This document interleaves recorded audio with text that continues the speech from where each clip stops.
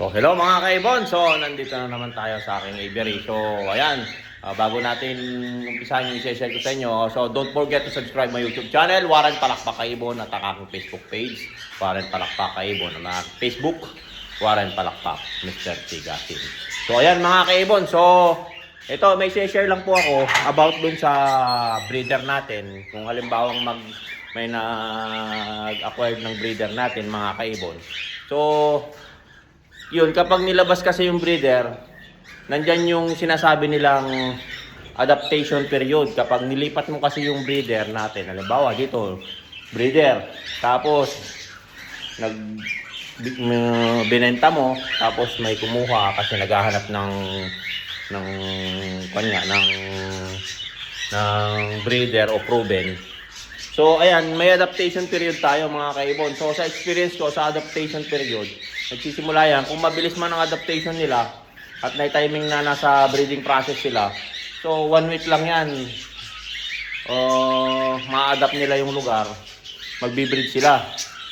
So, ngayon, ang disadvantage nun mga kaibon, kapag yung breeder mo, hindi na-adapt yung bagong nilipatan nila mga kaibon, tatagal to ng 3 months to 1 year.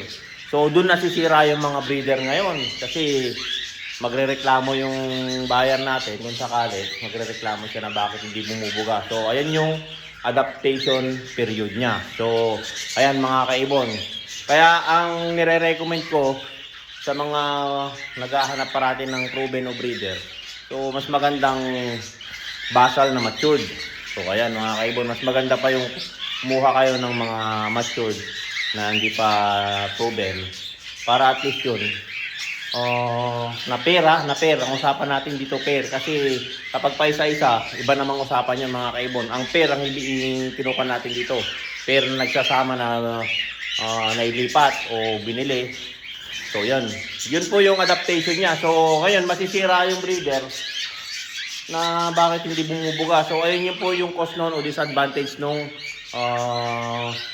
breeder na kinuha mo. Yung adaptation niya, hindi pa siya nakapag-adjust dun sa bago niyang bahay o bago niyang lugar na nilipatan. So ayan mga kaibon, kung halimbawang tahimik yung bagong lugar nila, tapos doon medyo maingay o ibang klaseng ibon yung nakakasama nila. So ayan, yun na yung cost nun. I-adapt niya muna yung area nila, yung environment. Yun mga kaibon. So ayan.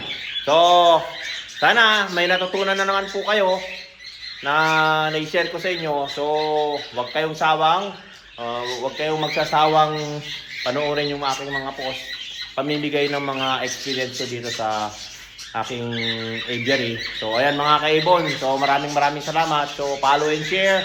Paki-share lang po mga kaibon. So ayan mga kaibon, maraming salamat. Paalam.